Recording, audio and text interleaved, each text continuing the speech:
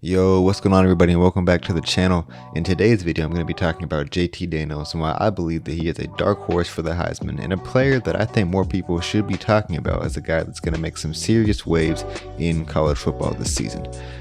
But with that being said, don't forget to like and subscribe. I've been appreciating the support, trying to hit 300 at the moment, and then by the end of 2021, the goal is to hit 1,000 subscribers. I know we're a long way now, but keep pushing, keep grinding, and keep subscribing, and we're gonna get there. And we'll do something special whenever we do get there. But that is enough rambling for me. This intro is already too long, so without further ado, let's go ahead and get into the video. Born in Irvine, California, and attending high school at the storied Mater Dei, JT Daniels from a young age seemed to have what it took to be a QB at the highest level. Daniels became the starter at Mater Dei as a freshman, a rare feat for a school of that caliber, and was already calling plays himself by his sophomore year. JT Daniels would throw for a ridiculous 4,849 yards and 67 touchdowns his sophomore season, showcasing himself to the rest of the country and putting himself on a national stage for his final 2 years at high school. He would follow up his sophomore year with more insane numbers during his junior season, throwing for 4,123 yards and 61 touchdowns en route to a high school national championship with Mater Dei. He would also earn Gatorade Player of the Year honors after his junior year, and would lead him to being ranked as the number 2 pro-style QB in his class. He also go on to sign with USC and graduated early so that he could reclassify to the class of 2018 and arrive on campus in the summer before the 2018 season. Daniels would prove himself to the USC coaches early on in fall camp and won the starting job for the 2018 season, making him just the second true freshman to start the season opener in school history. His first career game got him off to a solid start, completing 21 of 35 passes for 285 yards and a touchdown against UNLV in a 43-21 win. After this game, though, Daniels' freshman season was a bit of a struggle for both him and the team. They would go on to lose their next 2 games after the win against UNLV and would finish the season 5-7, with Daniels starting every game except one that he would miss with a concussion. Daniels would finish the season throwing for 2,672 yards and 14 touchdowns to 11 interceptions. Throughout the season, Daniels showed flashes of his height and potential coming out of high school, but couldn't quite put up the eye-popping numbers that he would throughout his high school and his freshman season at USC. Obviously, no one expected him to carry the same insane production that he had in high school into college. Some were a bit disappointed with this and really the team's play in the 2018 season as a whole. Going into the 2019 season, Daniels was once again named the starter and was eager to prove the doubters wrong after a very up-and-down freshman year.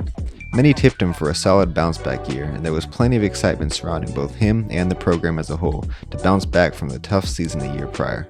Unfortunately for Daniels, however, he would tear his ACL in the first game of his sophomore season, ending his season after just 1 quarter of football. Present-day USC starter Kedon Slovis would come on to replace him and hold on to the job for the rest of the season, impressing the coaching staff. With Slovis coming onto the scene as a very talented quarterback and the new future of the program, Daniels announced that he was entering the transfer portal on April 16, 2020. Just over a month later, Daniels announced his commitment to play at Georgia for the remainder of his college career and will receive an immediate eligibility waiver from the NCAA, allowing him to play in 2020.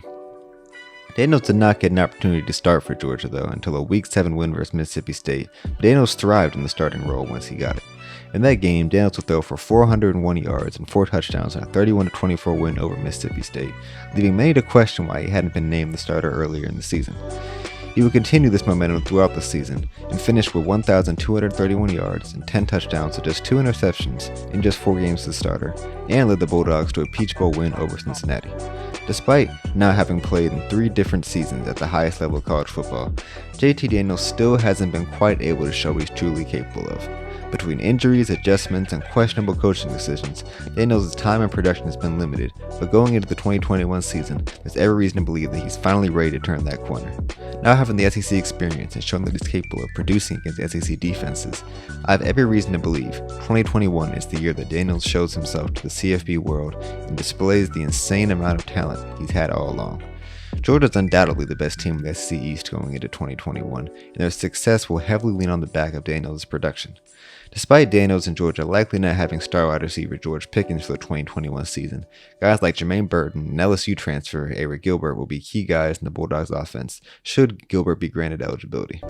Burton caught 27 passes for 404 yards last season, and like Daniels really came on the scene against Mississippi State where he caught 8 passes for 197 yards and 2 touchdowns.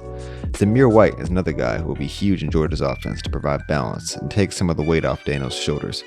White rushed for 779 yards and 11 touchdowns last season, and despite not being used much in the passing game, I can see that changing with a guy like Daniels behind center to try to further diversify the offense, especially through the air. Overall, based on what we saw at the end of last season, and the fact that Daniels has the benefit of a real offseason going into this season, there's every reason to believe that he will be a special player and even a dark horse for the Heisman possibly. I'll be paying close attention to how he plays, and now that he has gotten the opportunity to learn and develop, it is a storyline that I'm excited to follow throughout the 2021 season.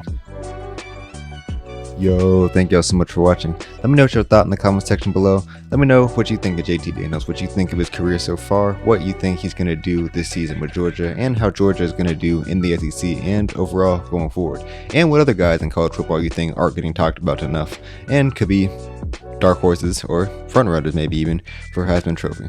Let me know what you think in the comment section down below. Thank y'all so much for watching. Don't forget to like and subscribe. Pushing towards 300. We're almost there. Football season right around the corner. College, NFL, all that stuff getting ready to start back up. So I'm looking forward to ramping up the content up until the season starts. So yeah, with that being said, till the next video, Godspeed.